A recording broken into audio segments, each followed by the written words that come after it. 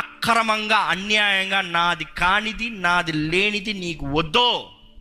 అయితే మీ అందరికీ ఈ ప్రశ్న ఉండొచ్చండి, అంటే న్యాయముగా పరలోక రాజ్యానికి సంబంధించినట్టుగా విత్ డిగ్నిటీ మనం ఏమి పొందుకోలేమా? మీరు అనొచ్చు, అయ్యా మీరు చెప్పిందంతా అన్యాయం అయితే మరి ఈ లోకంలో నేనేం సంపాదించుకోకూడదా? నాకేం ఇల్లు ఉండకూడదా? నా వాహనం ఉండకూడదా? దేవుడు నాకేమవడా? తిండి తినకూడదా? ఏంటి మీ ఆన్సర్ ఏంటి? జ్ఞాపకం చేసుకోండి, అన్యాయంగా సంపాదించిన వారు బబులోను సంబంధులు అంటే న్యాయముగా నీతిమంతుడిగా జీవిస్తే దేవుడు ఆశీర్వదించి హెచ్చిస్తాడని నమ్మేవారు హల్లెలూయా బిగ్గరగా చెప్తారా? 2 రాజ్యాలు చెప్పా, అంధకార రాజ్యము, వెలుగు రాజ్యము. అపవాది రాజ్యము, దేవుని రాజ్యము. అపవాది రాజ్యము వాడు రాజ్యాన్ని అధికపరుస్తూ ఉంటే దేవుడు తన రాజ్యాన్ని అధికపరచడా? దేవుడు అంటున్నాడు, నా ద్వారా ఆశ్రయించబడిన వారు ఎలా ఉంటారు? ఈ లోకం చూడాలి, ఈ ప్రపంచం చూడాలి. ప్రపంచం ఇంతవరకు చూసిందా లేదా? ఆది కాండం నుంచి చూస్తూనే ఉంది, అర్థం చేసుకుంటలే.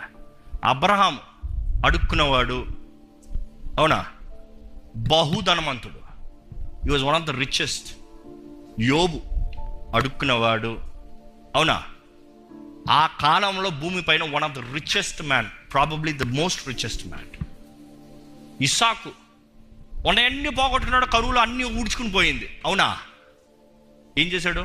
అంచెలంచెలుగా హెచ్చించబడ్డాడు, కానీ తన విత్తిన అన్నిటిలో 100 ఆశీర్వాదం. యోసేపు చెరసాలలో పోయాడు, బానిసగా పోయాడు, చెరసాలలో పోయాడు, జీవితం అంతమో, అవునా. దేవుడు హెచ్చించాడండి, the prime minister, one of the powerful kingdom the world back then in the civilization. దేవుడి ద్వారా ఎంతమంది ఉన్నారండి? దావీదు ఏంటి, గొర్రెల కాపరి కూర్చున్నాడు, అవునా. పోరాటంతో జీవితం అయిపోయింది, అవునా. No, one of the great king. దేవుడి దగ్గర జ్ఞానాన్ని అడిగితే సొలొమోనుకి జ్ఞానం మాత్రమే ఇస్తాను, తీసుకోపో అన్నాడా, అవునా.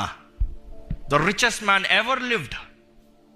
ఏంటండి దేవుని దృష్టిలో న్యాయంగా ఉంటే దేవుడు అంటాడు, అపవాది నీ బిడ్డలను అడ్డదారులు ఆశీర్వదిస్తా, నేను న్యాయంగా ఆశీర్వదిస్తా. నువ్వు వారితో అక్రమ రీతిగా ఆశీర్వదిస్తే ఇంకోటి దోచుకుని తినేది ఇది అపవాది సంబంధించి. దేవుడు అంటాడు, నువ్వు విత్తు, నేను ఇంటూ 100 కొడతా. నువ్వు విత్తు ఇంటూ 100 కొడతా. నీ దగ్గర 1 ఉండొచ్చయ్యా, 1 ఈజ్ ఫైన్, నేను ఒక్కడే దేవా, నో ప్రాబ్లం, నువ్వు ఒక్కడవే చాలు, ఇంటూ 100 కొడతా. ఇంకా దేవుని దగ్గర ఎట్లా ఉంటుందంటే, వారిలో ఒంటరి అయిన వాడు 1000 మంది అవును. ఎట్లా అయ్యాడు 1000 మంది? ఒక్క మనిషి 1000 మంది వెంటనే అవుతాడా? 1000 మందిగా రాగలడా? దేవుడు అంటున్నాడు, ఐ విల్ బ్లెస్. అబ్రాహాం అంటున్నాడు, అబ్రాహాంతో దేవుడు అంటున్నాడు, ఇసుక రేయుల వలె ఆకాశ నక్షత్రాల వలె నీ తరాన్ని చేస్తా. ఎలా కుదురుతుంది? దేవుడు అంటున్నాడు, I have spoken and it will happen. అప్పుడు చూస్తే ఆయనకి సంతానమే లేదు, కానీ ఆయన నమ్మాడు, హీ బిలీవ్డ్. ఐడియాలజీ. ఈరోజు మనం నమ్మాలండి, ఈ అన్యాయపు లోకంలో, ఈ పాపపు లోకంలో, ఈ పాపానికి విరోధంగా జీవిస్తే న్యాయవంతుడైన దేవుడు ఉన్నాడు, న్యాయాన్ని జరిగిస్తాడు.